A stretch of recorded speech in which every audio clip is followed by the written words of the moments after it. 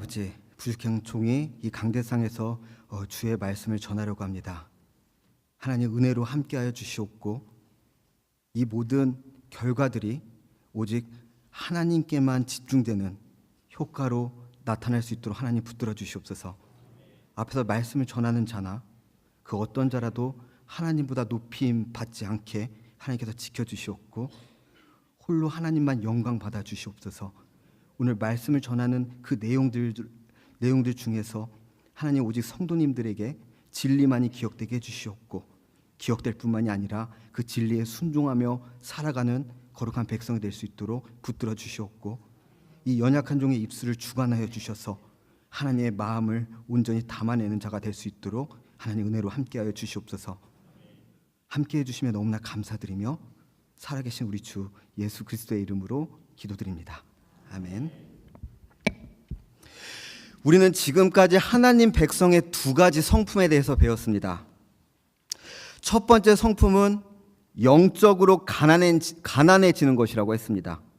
가난하다는 것은 돈이 없는 것이고 돈이 필요하다는 것이고 돈을 갖고 싶어하는 상태를 말한다고 했습니다. 마찬가지로 영적으로 가난하다는 것은 영적인 어떤 것이 없다는 것이고 영적인 어떤 것이 필요하다는 것이고 영적인 어떤 것을 갖고 싶어하는 상태를 말한다고 했습니다. 그 영적인 것은 바로 하나님이십니다. 우리 안에 하나님이 안 계시고 하나님이 필요하다는 사실을 깨닫고 하나님을 간절히 바라는 상태가 바로 영적으로 가난한 상태입니다. 이런 상태를 다른 말로 표현한다면 우리는 하나님만을 의존하며 살 수밖에 없는 존재들이라는 말입니다. 우리가 하나님만을 의존할 수밖에 없다는 것을 깨달았을 때 예수님은 그런 상태를 복되다고 하셨고 하나님의 나라는 바로 이런 사람들의 것이라고 하셨습니다. 두 번째 성품은 경건한 슬픔입니다. 하나님의 백성이 슬퍼할 수밖에 없는 이유는 첫 번째 성품인 영적으로 가난한 자신의 상태를 깨닫게 되었기 때문입니다. 그리고 하나님이 마치 없는 것 같이 살아가는 자신뿐만 아니라 시야를 더 넓혀서 하나님의 백성들의 모임이라고 불리는 이 교회에서도 하나님께서 창조하신 이 세상에서도 마치 하나님이 없는 것처럼 살아가는 모습을 보며 하나님의 백성은 이런 상황에 슬퍼할 수밖에 없다고 했습니다. 하지만 예수님께서는 이런 슬픔에 빠진 사람들을 복되다고 하십니다. 왜냐하면 이들은 하나님 나라에 대한 소망을 받음으로 위로를 받을 것이기 때문입니다. 그리고 오늘은 팔복이라고 불리는 하나님 백성의 8가지 성품 중에서 세 번째로 등장하는 온유에 대해서 다루고자 합니다. 먼저 한 절밖에 되지 않기 때문에 오늘 본문을 다 함께 다시 한번 읽어보겠습니다. 시작. 온유한 자는 복이 있나니 그들이 땅을 기업으로 받을 것이며. 오늘 본문에서 가장 핵심적인 단어가 무엇일까요? 답을 해주셔야지 제가 다음으로 넘어갈 수 있습니다. 네, 맞습니다. 역시 이 온유라고 하는 단어의 의미가 풀려야 오늘 본문이 바르게 해석되기 때문에 오늘의 핵심은 이 온유라고 하는 단어입니다. 온유라는 말을 딱 들었을 때 여러분은 어떤 이미지가 떠오르십니까? 뭔가 부드럽고 온화하고 화를 잘 내지 않고 늘 웃는 할아버지나 할머니 같은 그런 이미지를 떠올리실지도 모르겠습니다. 국어사전에서 온유를 찾아보면 다음과 같이 정의를 합니다. 보이시나요? 온유는 성격, 태도 따위가 온화하고 부드러움이라고 정의를 하고 있습니다. 온화하고 부드러운 것이라고 합니다. 그럼 이 온화는 또 무엇일까요? 이것을 또 사전에서 찾아보면 화기롭고 부드러운 이야기나 말을 의미한다고 합니다. 화기롭다까지 검색하지 않아도 대략 국어사전에서 말하는 온유는 어떤 부드럽고 따뜻한 이미지를 말한다는 것을 알 수 있습니다. 하지만 성경에서 말하는 온유는 국어사전에서 정의하는 그런 부드러움과는 다른 의미를 갖고 있습니다. 오늘 본문 마태복음 5장 5절은 신약성경입니다. 신약성경은 원래 헬라어라고 되는 언어로 기록되어 있죠. 그래서 온유라고 번역한 단어를 헬라어로 살펴보면 이렇게 생겼습니다. 보이시나요? 이걸 프라우스라고 읽는데 이게 신약 성경에서 기록된 헬라어입니다. 이 단어는 주로 온유한, 겸손한, 불쌍한이라는 의미로 번역이 됩니다. 오늘 본문에서는 이 단어가 온유한이라는 의미로 번역이 된 것이죠. 여기서 우리가 또 한 가지 생각해야 봐야 할 것이 있습니다. 이 신약 성경이 기록된 신약 성경이 지금 말하고 있는 이 시기에는 실제로 신약 성경이 없었다는 것입니다. 이 당시 사람들이 읽었던 성경은 다 구약 성경이었습니다. 그래서 신약 성경에 나오는 단어를 해석할 때에 반드시 우리가 고려를 해야 되는 것은 구약 성경의 배경과 의미를 고려를 해야 한다는 것입니다. 아까 살펴본 온유는 헬라어로 프라우스라고 했습니다. 하지만 예수님께서 상산수훈 설교를 하실 때에는 신약 성경이 아직 존재하지 않았다고 했습니다. 당연히 상산선교 당시에 예수님께서 온유한 자는 복이 있나니라고 말씀하셨을 때 예수님의 제자들이나 그 말씀을 듣고 있는 유대인들은 이 온유라고 하는 단어를 구약 성경에 등장하는 단어로 이해할 수밖에 없었습니다. 근데 좀 복잡해지는 게 구약 성경은 또 다른 언어로 기록되어 있습니다. 보통 히브리어라고 불리고 있는 언어죠. 물론 예수님 시대에는 이 히브리어를 신약 성경의 언어인 헬라어로 번역한 헬라어 구약 성경이 존재했었지만 그럼에도 불구하고 이들은 이런 단어를 히브리어의 의미로 이해했습니다. 한번 화면 보여주시죠. 그래서 우리가 온유한이라고 번역되어 있는 이 단어는 신약 성경에는 프라우스라는 헬라어로 기록되어 있고 요거를 구약 성경으로 그대로 옮겨 놓으면은 아나우라고 하는 히브리어로 되어 있습니다. 밑에 막 점 찍혀 있고 막 하는 게 바로 히브리어입니다. 그래서 이 온유라는 단어를 그 당시 산상수훈 설교를 듣던 사람들이 이해했던 그 의미를 그대로 알기 위해서는 구약 성경에서 제일 밑에 있는 이 아나우라고 하는 단어가 어떤 의미로 사용했는지를 먼저 우리가 알아봐야 합니다. 구약 성경에서 아나우라고 하는 단어가 어떤 의미를 사용했는지 이 시간에 그걸 일일이 찾아보기는 불가능합니다. 그래서 여러분의 이해를 돕고자 아나우라고 하는 단어가 어떤 태도를 말하는 것인지를 가장 잘 설명하는 성경 인물 한 명을 한번 제가 제시를 해보려고 합니다. 성경에서 온유와 관련된 대표적인 인물 중에 한 명은 바로 다윗입니다. 다윗은 자신의 아들인 압살롬이 반란을 일으키자 자신의 충신들만 거느리고 성에서 빠져나와 도망을 가죠. 다윗이 도망간다는 소식을 들은 시므이는 도망가는 다윗에게 돌을 던지며 저주를 퍼붓습니다. 시므이는 죽은 사울 왕의 친족인 베냐민 집안 사람이었는데 다윗 때문에 사울 왕이 죽었다고 생각했기 때문에 다윗이 도망갈 때 다윗을 따라가며 저주를 퍼부었던 것입니다. 시므이의 저주를 듣고 있던 다윗의 장군 중에 한 명인 아비새가 다윗에게 가서 시므이를 죽여버리겠다고 허락을 구하자 다윗이 다음과 같이 말을 하죠. 사무엘하 16장 9절에서 13절 말씀입니다. 수루야의 아들 아비새가 왕께 여짜오되 이 죽은 개가 어찌 내 주 왕을 저주하리이까 청하건대 내가 건너가서 그의 머리를 베게 하소서 하니 왕이 이르되 수루야의 아들들아 내가 너희와 무슨 상관이 있느냐 그가 저주하는 것은 여호와께서 그에게 다윗을 저주하라 하심이니 내가 어찌 그리하였느냐 할 자가 누구겠느냐 하고 또 다윗이 아비새와 모든 신하들에게 이르되 내 몸에서 난 아들도 내 생명을 해하려 하거든 하물며 이 베냐민 사람이랴 여호와께서 그에게 명령하신 것이니 그가 저주하게 버려두라 혹시 여호와께서 나의 원통함을 감찰하시리니 오늘 그 저주 때문에 여호와께서 선으로 내게 갚아주시리라 하고 다윗과 그의 추종자들이 길을 갈 때에 시므이는 산비탈로 따라가면서 저주하고 그를 향하여 돌을 던지며 먼지를 날리더라. 아멘. 네, 다윗은 지금 당장 자신의 장군을 시켜서 자신에게 돌을 던지며 저주하고 있던 이 시므이를 단칼에 죽여버릴 수도 있었습니다.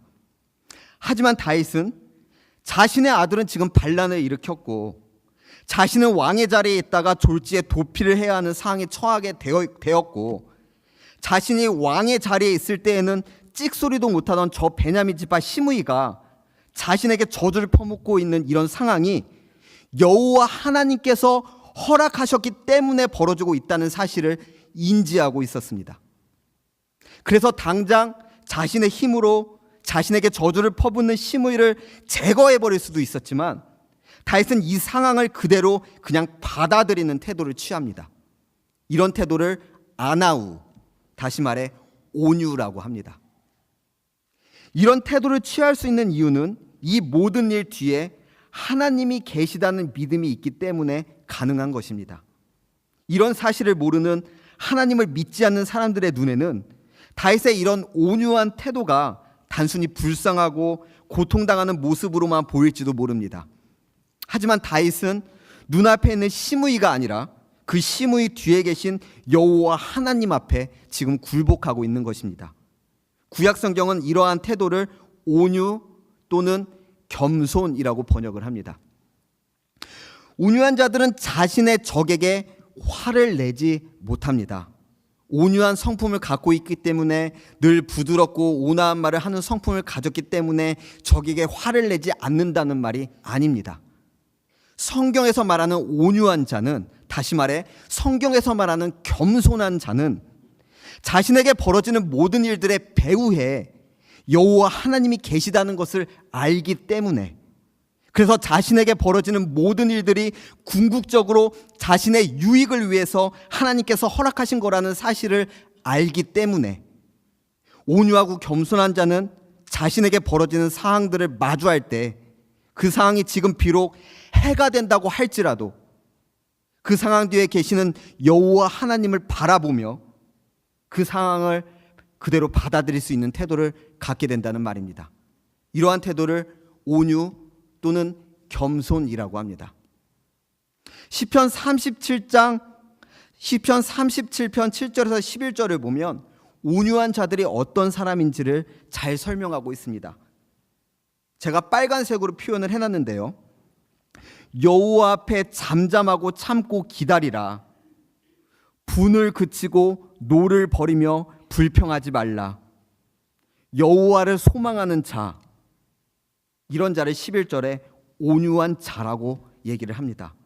여호와 앞에 잠잠하고 참고 기다리라. 자기 길이 형통하며 악한 꾀를 이루는 자 때문에 불평하지 말지어다. 분을 그치고 노를 버리며 불평하지 말라. 오히려 악을 만들 뿐이라. 진실로 악을 행하는 자들은 끊어질 것이나 여호와를 소망하는 자들은 땅을 차지하리로다. 잠시 후에는 악인이 없어지리니 내가 그곳을 자세히 살필지라도 없으리로다. 그러나 온유한 자들은 땅을 차지하며 풍성한 화평으로 즐거워하리로다. 시편 37편이 설명하는 온유한 자들은 여호와 앞에서 잠잠하고 참고 기다리는 자이고, 그래서 분을 그치고 노를 버리며 불평하지 않는 자이며 여호와를 소망하는 자입니다. 시편 25편 9절에도 이런 말씀이 있습니다. 온유한 자를 정의로 지도하시며 온유한 자에게 그의 도를 가르치시리로다. 여호와 하나님은 이런 태도를 갖고 있는 온유한 자들을 하나님의 공의로 지도해 주시고 하나님의 뜻대로 살아가도록 가르치십니다. 시편 147편 6절을 보면 여호와께서 겸손한, 이것도 똑같이 안 나옵니다. 겸손한 자들을 붙드시고 악인들은 땅에 엎드려 뜨리시는 도다. 여호와 하나님은 겸손한, 다시 말해 온유한 자들은 붙드시고 그렇지 않은 악인들은 땅에 엎어버리신다는 말입니다.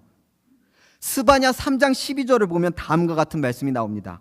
내가 곤고하고, 이것도 아나우라는 단어를 번역한 겁니다. 내가 곤고하고 가난한 백성을 내 가운데 남겨두리니 그들이 여호와의 이름을 의탁하여 보호를 받을지라.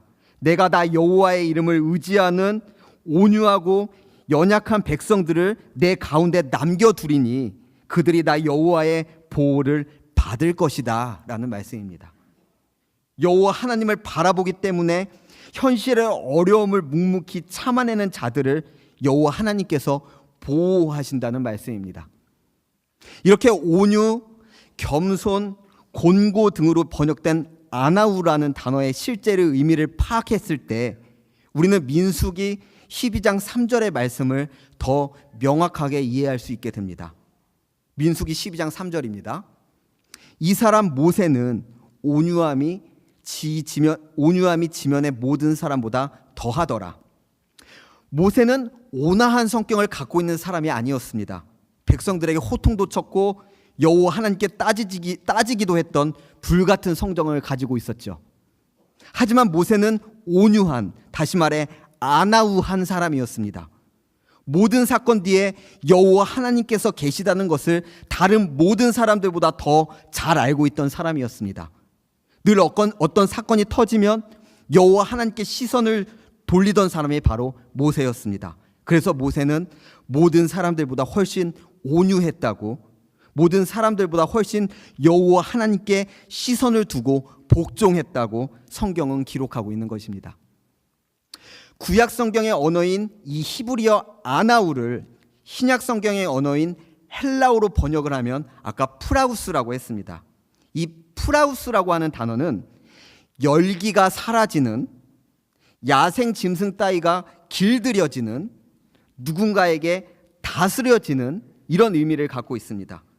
그래서 프라우스는 자신의 뜻대로 살아가던 인간이 하나님께 속박이 되어 하나님께 길들여지고 하나님의 다스림을 받아들이는 상태가 되는 것을 표현하는 단어입니다.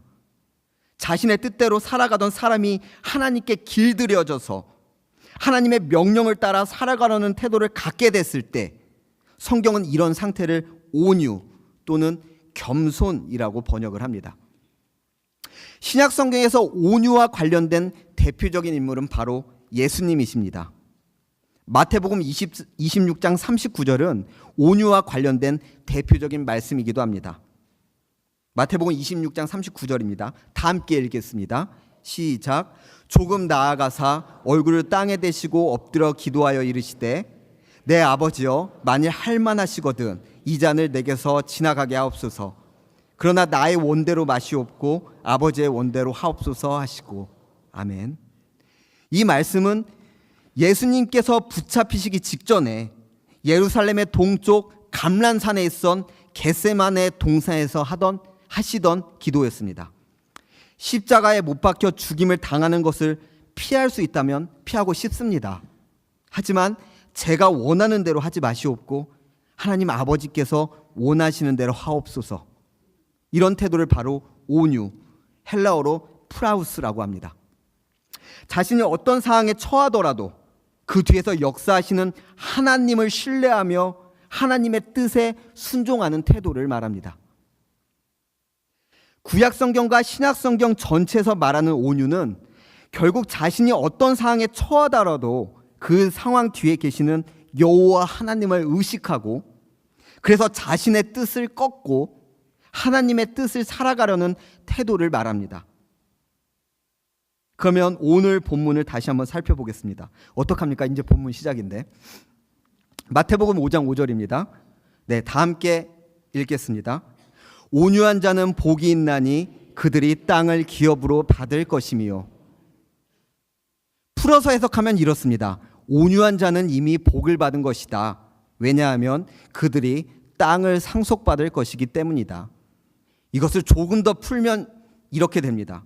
어떠한 상황에서도 그 상황 뒤에 계신 하나님을 떠올리며 하나님께 묵묵히 순종하는 자들은 이미 복을 받은 것이다.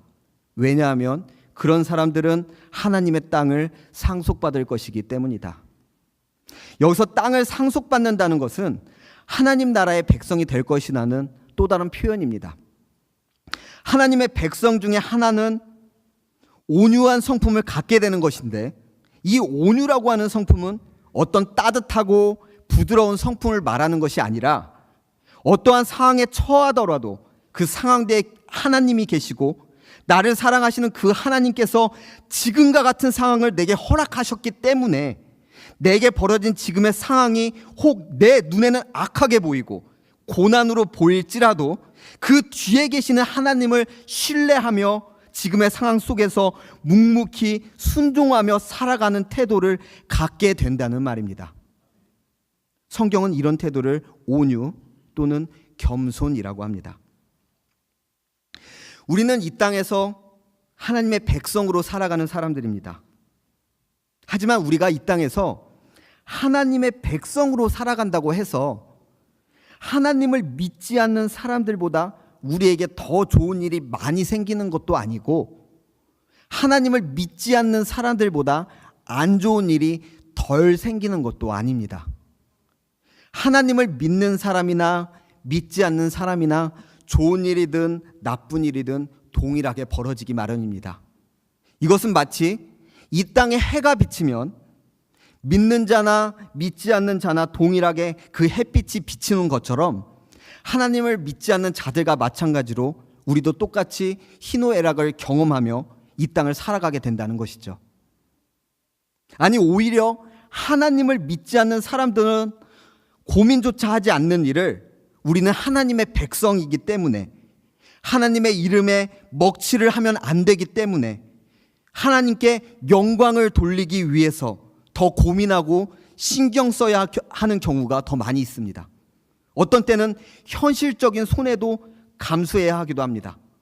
지금 이 순간에도 하나님을 믿지 않는 사람들은 지불하지 않는 헌금이라는 돈을 우리는 교회에 내고 있으며, 주말에 남들은 늦잠을 푹 자거나 놀러가는 이 시간에 우리는 이렇게 교회에 와서 예배를 드리고 있습니다. 우리는 왜 이렇게 사는 걸까요? 어떤 때는 누군가가 우리에게 이렇게 말도 하기도 합니다. 너희가 믿는 하나님으로부터 너희가 무슨 복을 받았냐? 겉으로 보이는 우리의 삶과 우리의 재산과 우리의 사항을 들먹이며 비아냥거릴 때, 물론 그 순간에는 또 우리 마음이 무너지기도 하고 우울해지기도 하죠. 하지만 그럼에도 불구하고 우리 안에 계신 하나님의 존재를 우리가 다시 인지하게 됐을 때, 우리는 하나님께 정말 많은 복을 받았다고 고백할 수밖에 없게 됩니다.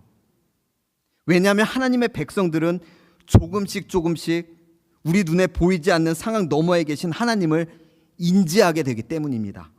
그리고 우리에게 벌어지는 모든 일 뒤에 그 하나님이 계시다는 것을 알게 되고, 시간이 지난 후에 우리가 고난이라고 불렸던 그 사건이 결국에는 합력하여 선을 이룬다는 것을 경험하게 되기 때문입니다.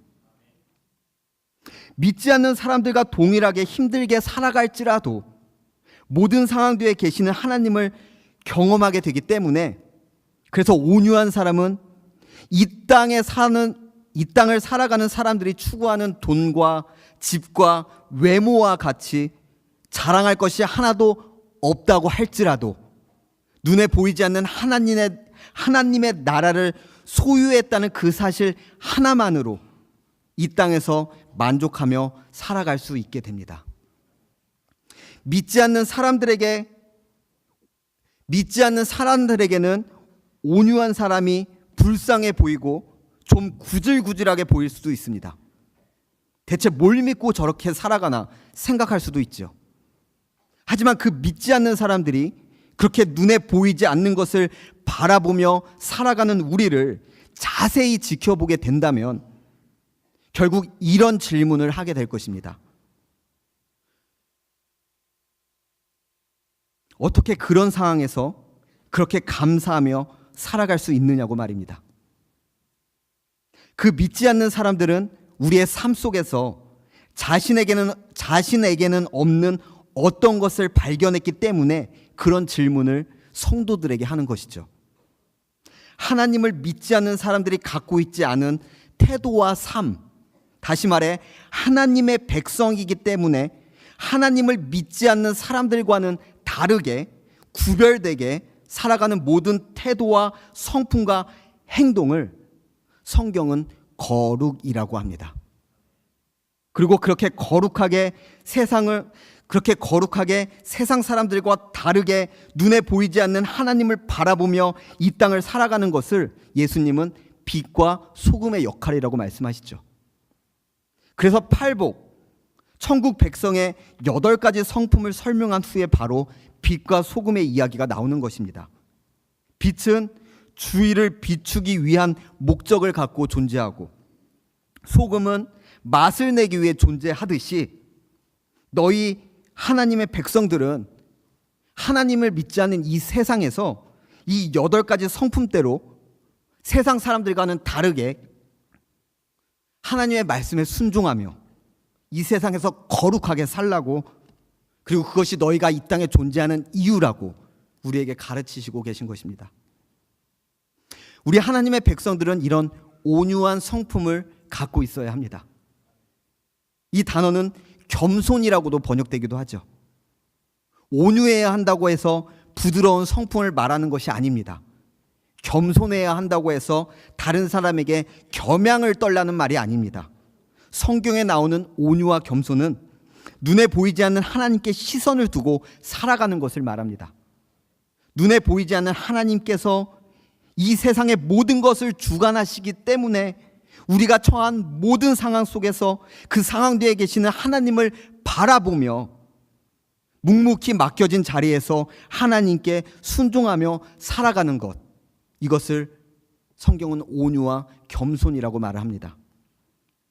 여호와 하나님은 이런 사람들에게 구약 시대의 약속의 땅인 가나안 땅을 주셨던 것처럼 다른 땅에서 포로 생활을 하던 백성들을 다시 약속의 땅인 가나안 땅으로 돌아오게 이끄셨던 것처럼 여호와 하나님은 온유한 자에게, 눈에 보이지 않는 하나님을 의식하며 그 자리에서 순종하며 살아가는 자에게 하나님의 약속의 땅을 기업으로 주실 것입니다. 다시 말해 여호와 하나님은 온유한 자를 하나님의 백성으로 삼아 주실 것이라는 말씀입니다. 우리 남북의 성도님들도 하나님을 깊이 만나서 이 온유함을 소유할 수 있기를 바랍니다. 그러면 우리에게 일어나는 모든 어려운 상황 가운데서도 물론 힘들고 슬프고 아플 테지만 결국에는 그 상황 뒤에 계시는 하나님을 바라보며 묵묵히 견디며 살아가는 성숙한 백성으로 자라날 것입니다. 마지막으로 베드로전서 3장 3절에서 4절 말씀을 읽고 마치겠습니다. 다 함께 읽겠습니다. 시작. 너희의 단장은 머리를 꾸미고 금을 차고 아름다운 옷을 입는 외모로 하지 말고 오직 마음에 숨은 마음을 온유하고 안정한 심령에 썩지 아니할 것으로 하라. 이는 하나님 앞에 값진 것이니라. 아멘. 기도하겠습니다.